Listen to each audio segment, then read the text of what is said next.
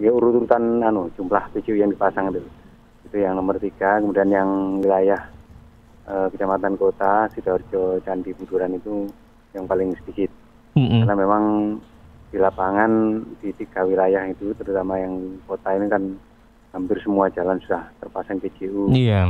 Sementara yang wilayah barat dan utara itu kan banyak yang belum ada PJU-nya, sehingga itu kita banyakin. Untuk wilayah timur ada nggak ini? Wilayah timur itu tadi sebagian masuk wilayah tengah, sebagian masuk wilayah selatan sama utara. Baik. Ya, ini Karena timur kan kita tahu kan banyak tambak ya. Dan tambak itu sebagian sudah masuk di programnya perikanan untuk masang PJU itu atas bantuan KKP ya, Kementerian Kelautan dan Perikanan itu banyak membantu PJU yang ada di wilayah pertambahan. Oke. Ini penambahan PJU baru ini apakah termasuk dalam hal memperbaiki atau pengadaan baru begitu, Pak? Ini termasuk pengadaan baru. Pengadaan baru ya? Baru sama sekali ya. Kan mungkin ada beberapa PJU yang tidak aktif atau rusak. Ini apakah ada upaya diperbaiki atau bagaimana gitu? Iya. Kalau yang rusak, kemudian kaitannya dengan putus lampu itu masuk di perbaikan rutin. Perbaikan rutin. Ya, dan tidak termasuk di 1408 titik. Baik. Iya, ini menghabiskan berapa miliar, Pak, dana untuk pengadaan PJU ini kira-kira? Untuk anggaran ini khusus untuk tiang dan juga biaya penyambungan. Tiang ini juga termasuk pondasi ya, pemanis pemasangan itu ya sekitar ya hampir 11 lah, kira-kira gitu. 11 M ya Pak ya? Ya.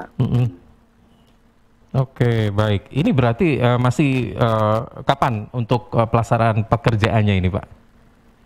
Nah, kebetulan ini memang sedang proses tender ya, sedang berjalan sedang berjalan. Nanti insya Allah kalau sesuai dengan jadwal, schedule awal November itu sudah mulai. Nah, kita jadwalkan nanti pelaksanaan kan sekitar 60 hari. 1.400 titik ini. Nah, kenapa kita bagi 4 wilayah supaya lebih memudahkan untuk ini juga mempercepat pemasangan, karena kita waktunya hanya 2 bulan. Kalau hanya satu penyedia itu kan terlalu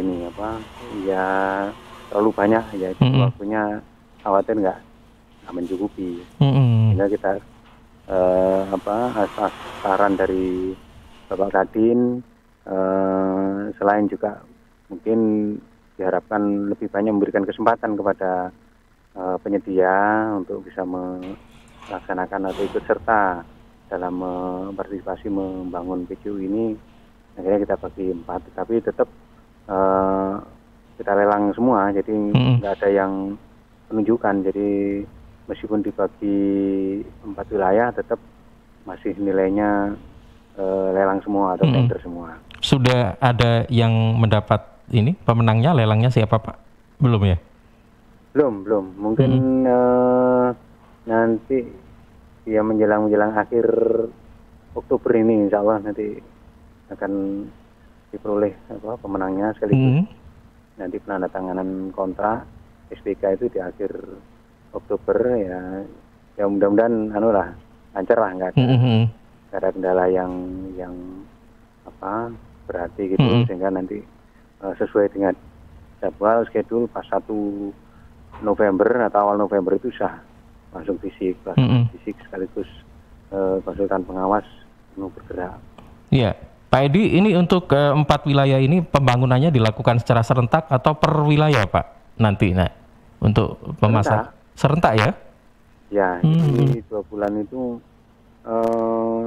untuk 4 wilayah itu bareng nanti. Oke, baik.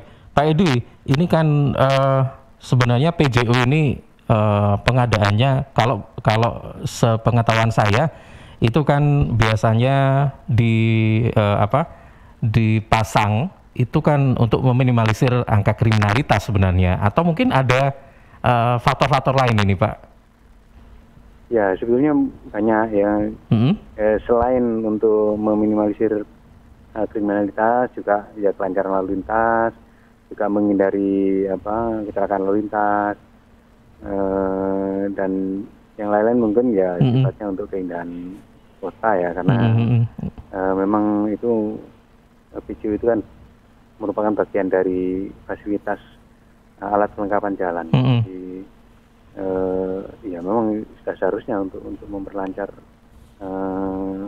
arus lalu lintas dan menghindari atau meminimalisir terjadinya kecelakaan. Baik, ya Pak, kalau boleh tahu nih ya, mungkin kriteria apa sih yang selama ini kenapa kok harus beberapa wilayah ini yang mendapat prioritas untuk pemasangan PJU? Mungkin karena di sana memang kalau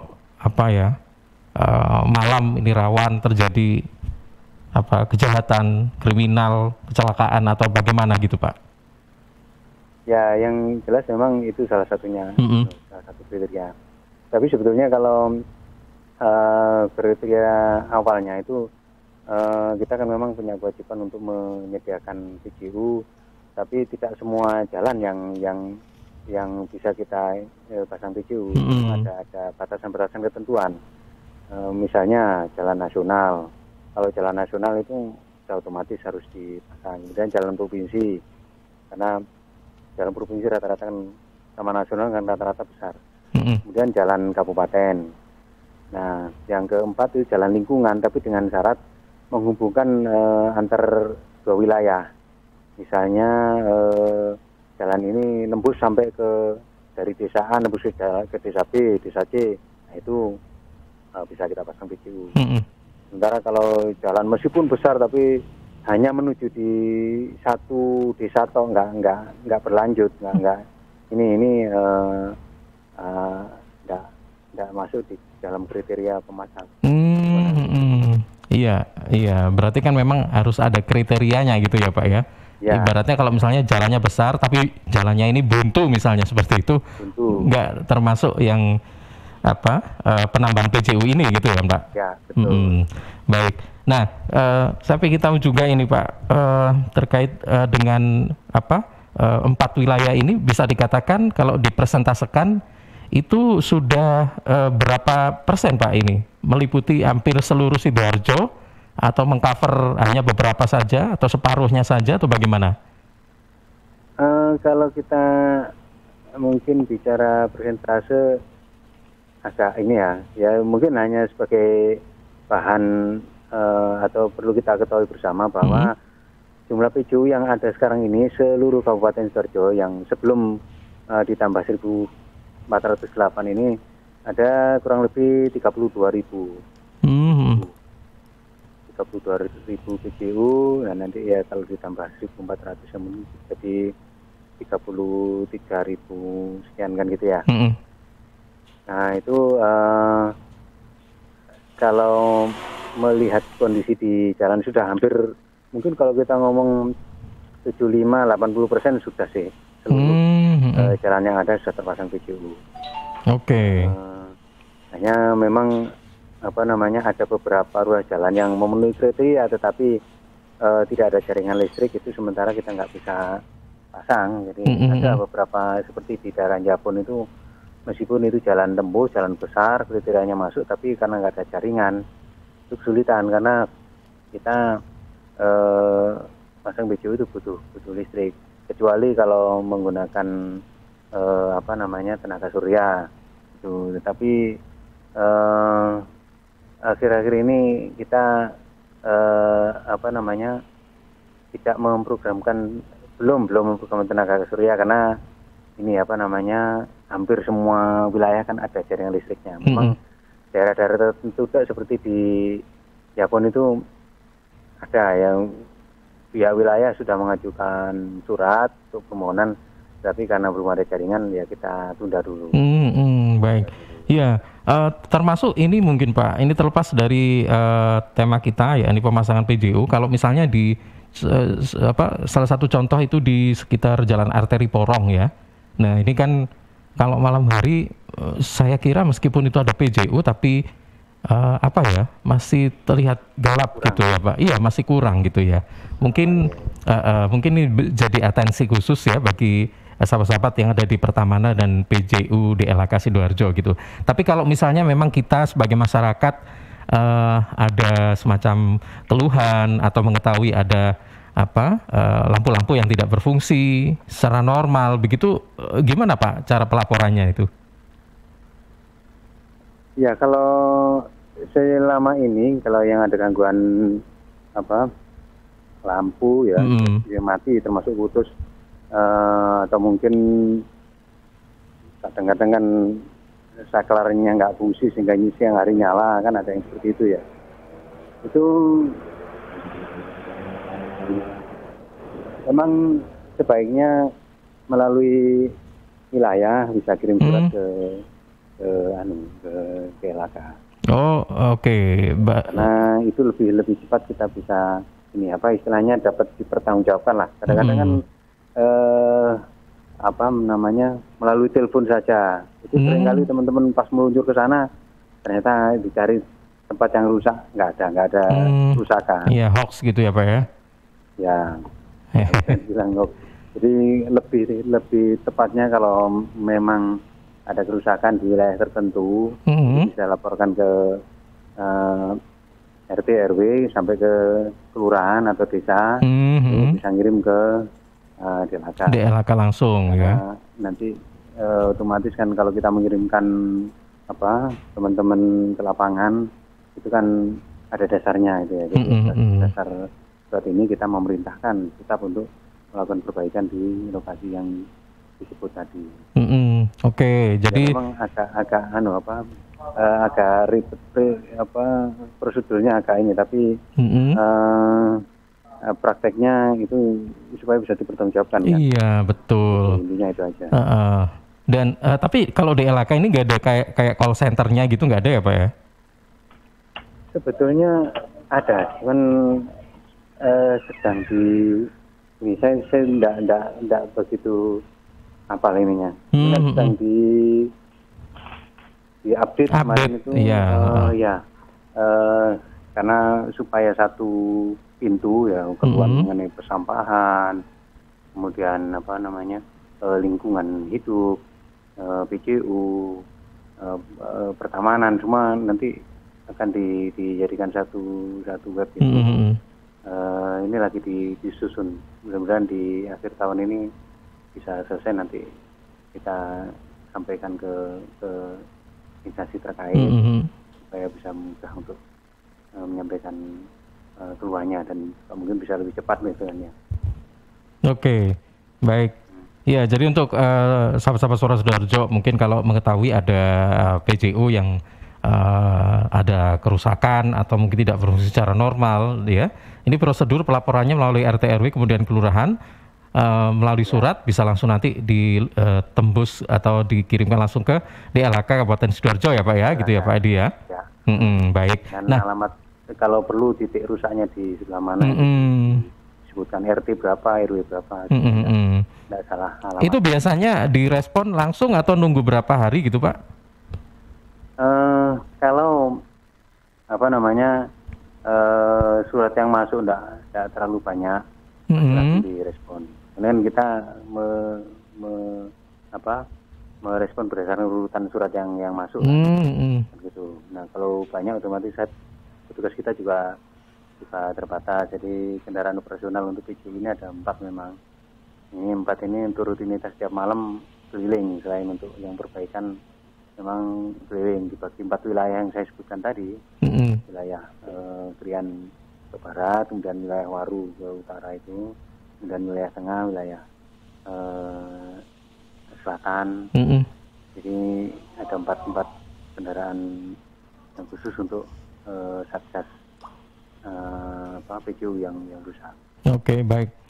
Satu lagi nih Pak Edi, untuk beberapa wilayah tadi seperti wilayah barat kayak Tarik, Balubendo, Krian, Prambon mungkin ya. Nah, ini apakah memang nanti PJU ini dipasang, kalau menyebut wilayah Krian berarti semua wilayah yang ada di Krian akan dipasang PJU atau hanya ada berapa titik-titik tertentu saja di sana atau semua begitu Pak?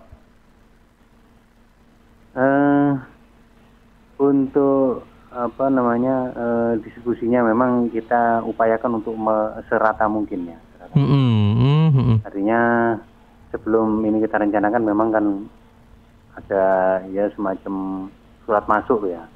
Surat masuk baik dari desa maupun dari kecamatan untuk permohonan dipasang PGU kan gitu. Nah, itu kita prioritaskan untuk diakomodir. Nah, yang lain-lain itu konsultan perencanaan kita yang mensurvei berdasarkan kriteria yang saya sebutkan di atas tadi. Oke, baik. Nah, ini yang terakhir ini Pak, kira-kira kalau misalnya sudah dipasang PJU, apakah selama ini mungkin pernah nggak Pak ditemui kayak dijumpai tangan-tangan iseng gitu ya, yang mohon maaf kalau biasanya ada yang mencuri lampunya atau apanya, besinya atau apa gitu, pernah nggak kayak gitu-gitu Pak? Kebetulan kalau PJU ini karena mungkin ya ketinggiannya kan sampai 9 meter ya. Jarang kalau. Jarang ya. Yang sering itu biasanya malah ke tabrak mobil. Oh iya betul. Kemudian apa namanya ya pas musim hujan kadang-kadang ke tiban pohon gitu. Oke. Bilang sangat relatif. Jadi selama ini kalau misalnya ada kerusakan itu biasanya faktor-faktor seperti tadi alam, kemudian karena kecelakaan gitu ya Pak ya? Ya. Oke, baik. Ya, yang terakhir Pak, mungkin selama ini bagaimana tanggapan dari warga Sidoarjo terkait dengan adanya penambahan ini, atau seperti apa ini yang bisa disampaikan? Mungkin harapan atau apa begitu Pak Edi, silakan. Ya, saya berharap nanti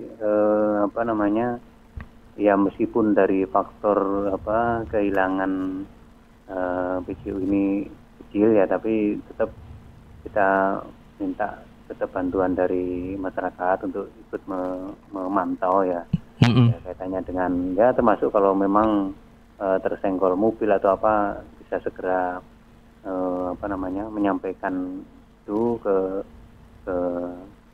kalau mungkin rusaknya yang sifatnya mendadak itu bisa langsung ke ini, apalagi yang ditabrak truk gitu kan, itu bisa mungkin langsung ke ya saya enggak hafal ya, kalau sekretariat di sini teleponnya berapa sih? Itu ada call centernya sebenarnya ya Pak ya?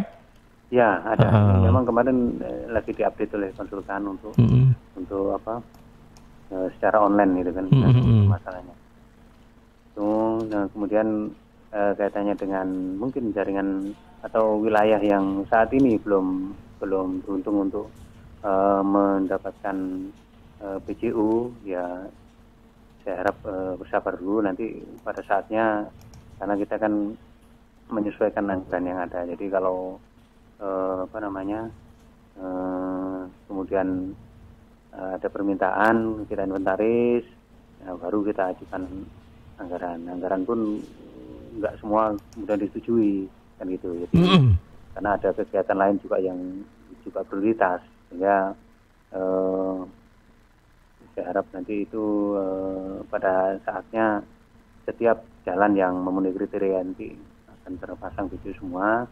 Dan mengenai PJU yang mungkin saat ini mengalami kerusakan dan mungkin lama belum sempat diperbaiki oleh DLHK, ya kami harap juga untuk sabar, karena alat-alat kita ini kan juga terbatas. Kemarin spare part itu antara yang rusak di lapangan dengan persediaan yang ada itu nggak imbang. Kemarin itu saya inventaris untuk sampai bulan Juli kemarin itu ada sekitar 280 titik lampu yang rusak yang diinventaris teman-teman. Tetapi persediaan yang ada di kita nggak lebih dari 100 unit. Nah itu jadi nggak imbang antara jumlah yang rusak dengan spare part persediaan alat yang ada. Mudah-mudahan nanti ke depannya, nah ini insya Allah juga untuk 2022 kan penanganan PJU ini akan kita serahkan ke Dishub.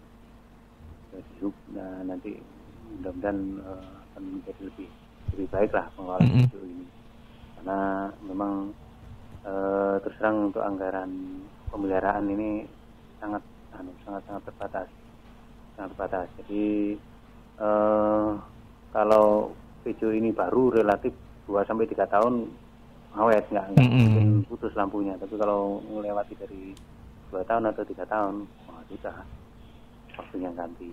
Oke, jadi estimasi waktunya itu 2-3 tahun ya Pak ya untuk PJU ya. Jadi itu memang perlu perhitungan yang matang. Usia dari masing-masing PJU itu kalau memang ada data yang detail itu kita bisa mengajukan secara rinci kebutuhan spare part untuk penggantian lampu itu sebenarnya berapa per tahunnya. Ada hitungannya. Oke, baik Pak. Aku sebentar, saya masih punya pertanyaan lagi sebelum gini. Untuk pengadaan lampu dan sebagainya, itu sebenarnya tingkat keterangan dari lampu itu memang apakah disesuaikan untuk wilayah atau bagaimana? Soalnya mungkin di daerah yang bagaimana begitu lampunya memang ini harus berapa watt nih ya, atau dibikin sama semua seperti itu Pak? Memang ada perbedaannya. Jadi kalau jalan protokol ya atau jalan aspal yang jalan kabupaten itu kita masang lampu itu jenis LED 120 watt. Nah, sedangkan untuk jalan lingkungan, jalan desa yang desa tapi yang juga nembus ke desa lain, itu kita sediakan 90 watt. Ya, jadi kita sesuaikan dengan kondisi yang ada, karena kalau untuk jalan yang kecil kan nggak perlu betul. yang terlalu terang. Efisiensi ini aja